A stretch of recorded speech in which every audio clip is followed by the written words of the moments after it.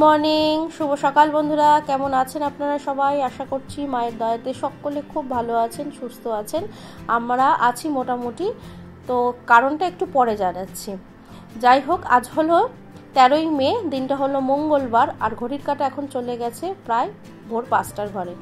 তো চলুন আপনাদেরকে সঙ্গে নিয়ে আজকের ব্লগটা একদম সকাল সকাল থেকে শুরু করলাম।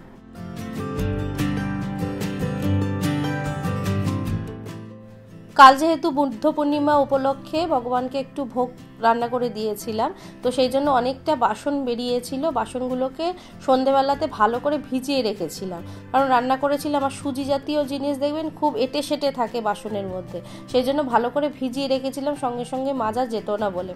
তো যাই হোক, ওই বাসনগুলো এখন সমস্ত মেজে ঘষে নিলাম। এবারে ছাদটাকে যে জায়গাটায় মাজলাম সেই জায়গাটা ভালো করে ধুয়ে নিলাম। আর এর আগে আমি কিছুটা জামা কাপড় কেচে নিয়েছি, ঠাকুরের জামা কাপড়, তো সেগুলো এখন মিলে দেবো। দিনের আলো ঠিকঠাকভাবে এখনো ফুটিনি, একটু পরেই রোদ উঠবে আর গরমটা বাড়তে থাকবে। তবুও বলা যাক, কালকে সন্ধেবেলার পর বেশ ঝড় হলো, আর ঝড় হয়ে ভালোই বৃষ্টি হয়েছে আমাদের এলাকায়। আপনাদের ওদিককার খবর কি? আমার দিদিকে তো ফোন করে বললাম, ও বললো যে ওদের ওখানে নাকি কিছুই হয়নি। আমাদের কপাল ভালো ছিল, তাই আমরা একটু ঠান্ডায় ঠান্ডায় কালকে রাত্রিবেলাটা কাটাতে পেরেছি। বেশ ভালো ঝড় হয়েছে, আর সেই মুহূর্তেই আমি উঠেছিলাম ছাদে জামা কাপড়গুলো ভিজাতে।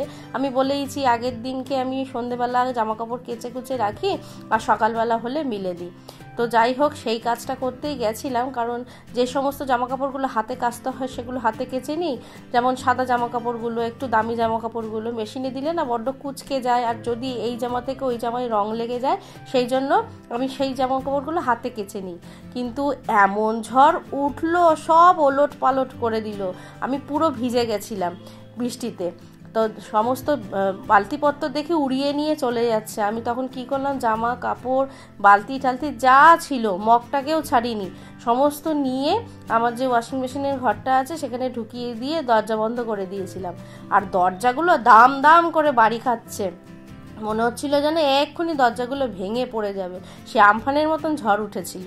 তো যাই হোক, ভালোই আমরা ঠান্ডায় ঠান্ডায় কালকে কাটিয়েছি রাতটুকু। আর ট্যাঙ্কির জল তো পুরো বরফের মতন ঠান্ডা হয়ে গেছিলো।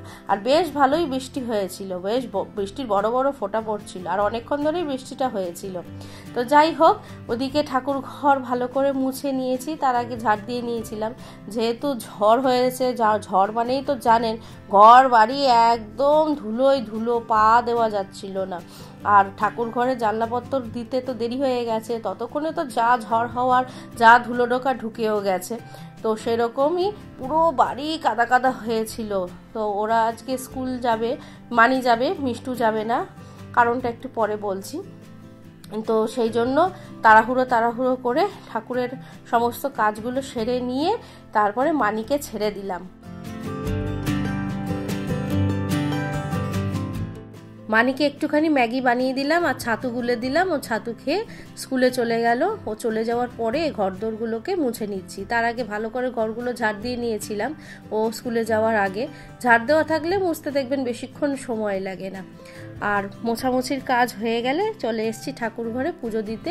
স্নান দান সেরে নিয়েছি, আর সমস্ত বাসি ফুলগুলোকে আগে ফেলে দিই, তারপরে বেদিগুলো মুছে নিই, তারপরে পুজোর কাজে হাত দিই।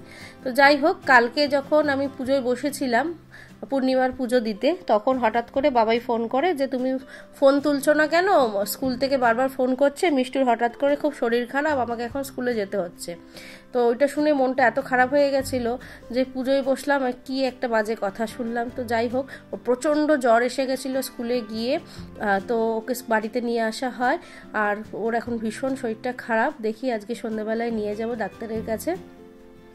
প্রচণ্ড জ্বর শরীরে, আর প্রচণ্ড সর্দিও বাঁধিয়েছে। বারবার বলতাম রোদ থেকে এসেই ঠান্ডা ফ্রিজের জল খাস না, শুনবে কে আর কার কথা।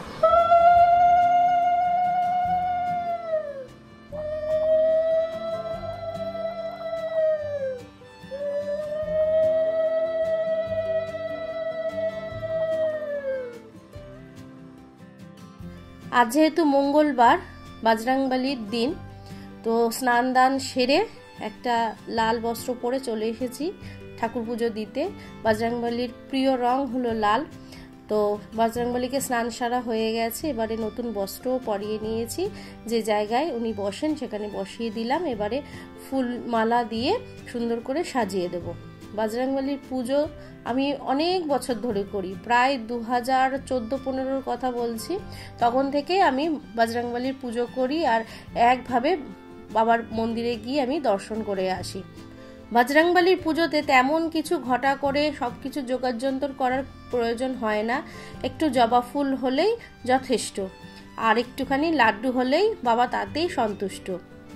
বজরংবলীর পুজোর দিন আমি সকাল সকাল উঠে বজরংবলীকে স্নান দান সেরে নতুন বস্ত্র পরিয়ে দিই, ফুল মালা পরিয়ে দিয়ে সাজিয়ে দিই, তারপরে ধূপ দ্বীপ জেলে দিই আর একটুখানি বাবাকে লাড্ডু ভোগ চড়াই, একটু হনুমান চল্লিশা পাঠ করি। হনুমান চল্লিশা আমি রেগুলারই পাঠ করি, আর কর্পূর দিয়ে আরতি করি, ধুনো দিয়ে আরতি করি, তারপরে হচ্ছে ধূপ দিয়ে আরতি করে দিই।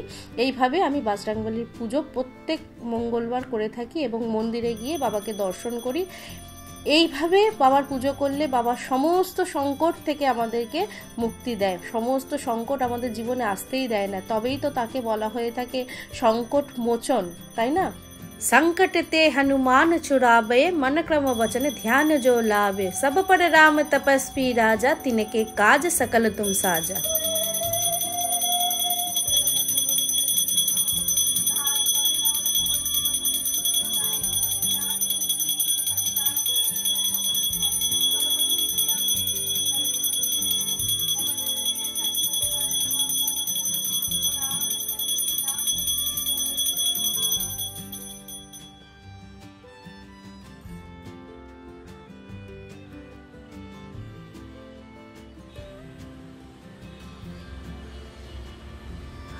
जय हनुमान ज्ञान गुण सागर, जय कपीस तिहु लोक उजागर, राम दूत अतुलित बल धामा, अंजनी पुत्र पवन सुत नाम, महावीर विक्रम बजरंगी, कुमति निवार सुमति के संगी, कंचन वरण विराज सुबेसा, कानन कुंडल कुंचित केस, हाथ वज्र ध्वजा विराजे, कांधे मूज जनेऊ साजे, शंकर सुवन केसरी नंदन तेज प्रताप महाजगवंदन। तो यहाँ पर हनुमान चालीसा होय सिद्धि साखी गौरीसा, तुलसीदास सदा हरिचेरा, कीजय नाथ हृदय महाडेरा, पवन तनय संकट हरण मंगल मूर्ति रूप, राम लखन सीता सहित हृदय बसु सुरभु।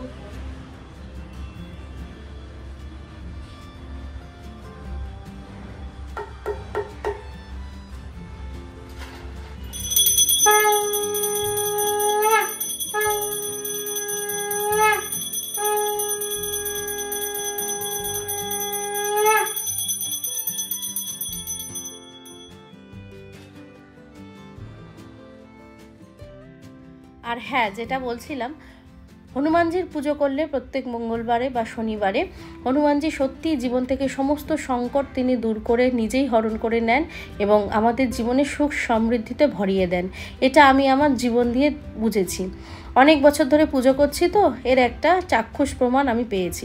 তো যাই হোক, অনেক জ্ঞান দিয়ে ফেললাম আপনাদেরকে, হয়তো আপনাদের মনে হতে পারে। আমার সাথে যেটা ঘটেছে আপনাদের সঙ্গে সেটা একটুখানি শেয়ার করে দিলাম। আর এদিকে এই বিছনাটা এবার রেডি করে নিচ্ছি, আগে করতে পারিনি কারণ বাবাই ঘুমিয়েছিল।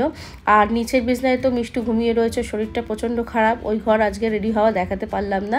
আর বাচ্চারা তো জানেনি, একটুখানি শরীর খারাপ হলে মা ঘ্যান ঘ্যান করতে থাকে, ও এখন আমার সাথে নিচে শুচ্ছে। আর এই তো আজকে রান্না বান্না, আজকে পুজো থেকে এসে আর রান্না করার ভিডিও আপনাদের সঙ্গে শেয়ার করিনি, সরাসরি রান্না হয়ে গেছে, তখনই ভিডিওটা অন করলাম। এই হলো আজকের ভাত, গরম গরম, এখানে রয়েছে লাল শাক ভাজা, আমার মোস্ট ফেভারিট একটা খাবার। আচ্ছা, এখানে আছে গরম লতি করেছি, রসুন ফোড়ন দিয়ে, পেঁয়াজ ফোড়ন দিয়ে, আর নামানোর আগে একটু সর্ষে বাটা দিয়ে লতিটা করেছি। এখানে আছে কাতলা মাছের ঝোল আলু দিয়ে, আর বামের জন্য আর মানির জন্য একটা করে মাছ ভাজা, আর পেঁয়াজ তো লাগবেই খাওয়ার পাতে। সব কেটে কুটে রেডি রেখেছি। রান্নাঘরও পরিষ্কার করে নিয়েছি, গ্যাসের ওভেন, গ্যাসের তাক সমস্ত মুছে পরিপাটি হয়ে গেছে পরিষ্কার। আর এদিকে কটা বাসন আছে, খাওয়া দাওয়ার পর যে কটা বেরোবে থালা একবারে সব কটা মেজে নেব। আর কি পরিমাণে যে গরম লাগছে বলে বোঝাতে পারবো না। খাওয়া দাওয়া করে নিয়ে বানিয়ে আসছে, ছুটি হয়ে গেছে, এখন ওই 1-1:30 মতন বাজে, ছুটি হয়ে গেছে তো আসছে। আর মিষ্টি তো স্কুল যায়নি, ওর তো ভীষণ শরীর খারাপ, জ্বর হয়েছে। ওকে তুলে এবার ভালো করে মাথা টাথাগুলো একটু ধুয়ে দিয়ে একটু গাটা স্পঞ্জ করে দিই, আর অল্প একটুখানি ভাত মেখে খাইয়ে দিই, নাহলে খেতে চাইছে না একদম। তারপর ওষুধটা খেয়ে আবার একটুখানি ঘুমাতো। তো এদিকে রান্নাবান্না তো হয়ে গেছে, এত গরম লাগছে বলে বোঝাতে পারবো না। আর আজকে সেরকম রোদের তেষ্টা নেই, কিন্তু গরম একই রয়েছে। তো এবার ওরা এলে খাওয়া দাওয়া করবো, তারপর গা ঠা ধুয়ে এসিটা ছেড়ে বসবো। প্রথমে আধ ঘন্টা একটু শুধু বসে থাকবো, শুধুই বসে থাকবো, কোনো কাজ করবো না। তারপরে এডিটিং শুরু করতে হবে, আবার আজকের ভিডিও যেটা সেটা আপলোড করতে হবে। তো চলুন ভিডিওটা আজকে এখানেই স্টপ করছি, সেই সকাল থেকে চলছে ভিডিওটা, এখানেই স্টপ করলাম। ততক্ষণ সকলে খুব খুব খুব ভালো থাকবেন, সুস্থ থাকবেন। দেখা হচ্ছে নেক্সট একটা ব্লগে, ততক্ষণের জন্য টাটা। ভালো থাকবেন সকলে। এই গরমে সবাই একটুখানি বেশি করে জল খান, ভালো থাকতে হবে। আর খুব মানে ঠান্ডা গরম লেগে যাচ্ছে, এই গরম থেকে এসেই ঢকঢক করে সব জল খাচ্ছে, ফ্রিজের জল, ঠান্ডা লেগে যাচ্ছে। তো চলুন টাটা টাটা।